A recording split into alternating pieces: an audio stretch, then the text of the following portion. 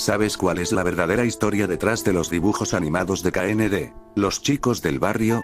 KND. Los chicos del barrio. Esto es un poco más complicado de explicar, porque casi todo el dibujo no es más que farsa, un truco hecho por la mente de un paciente, truco nada fácil de entender, y que la mayoría de las veces pasa desapercibido. Número 2. Vamos directo a la historia, de manera rápida y bruta.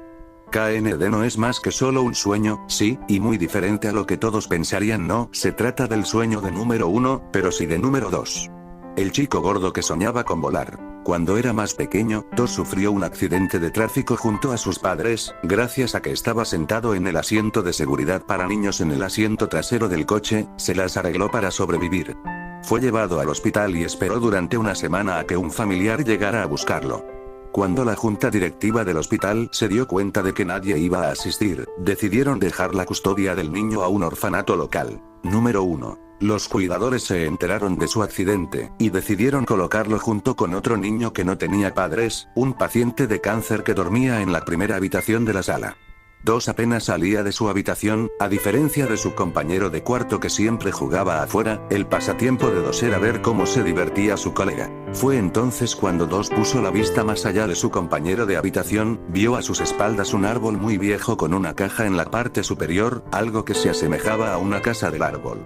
El interés se fue apoderando cada vez más del instinto de Tosh, hasta que decidió abandonar el dormitorio e ir al encuentro con la casa del árbol. Número 4. Gordo, fue lo primero que oyó tan pronto como salió del dormitorio, era el chico matón del orfanato.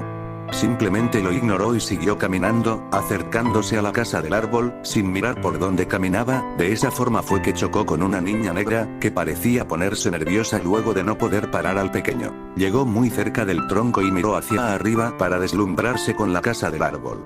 Cuando puso el primer pie en el estribo para subir, una niña con una chaqueta verde le habló en voz baja, casi como si no quisiera ser escuchado: es mejor que no subas. Tosh se detuvo, como si hubiera oído, cuando parecía que iba a preguntarle por qué había dicho tal cosa, simplemente se dio la vuelta y volvió a subir. Las gradas de madera estaban todas rotas, los clavos que fijaban las tablas sueltas al tronco del árbol, estaban todos oxidados.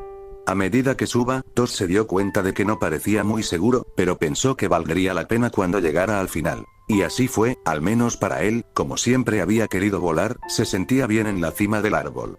Toda la estructura interna era precaria, faltaba madera tanto en el suelo como en el techo, y en realidad solo tenía 2 paredes. La acumulación de suciedad en la cima daba la impresión de que nadie había estado ahí desde hacía un buen tiempo.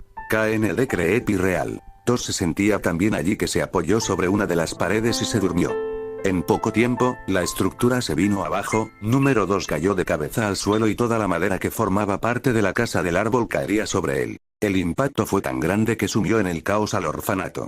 Los niños gritaban y corrían en todas las direcciones, los cuidadores llamaron a los paramédicos y esperaban para saber si el niño estaba bien. Después de un diagnóstico, se encontró que número 2 había entrado en un estado de coma, y como no tenía familia y el orfanato era un lugar humilde, el hospital pensó que la mejor opción era desconectarlo, ya que no podían hacerse cargo del pequeño. Número 2 murió en sus sueños, sueños que lo retrataban como él quería vivir, solo quería hacer amigos y jugar en la casa del árbol. Dato curioso: en el dibujo no aparecen los ojos de los personajes principales.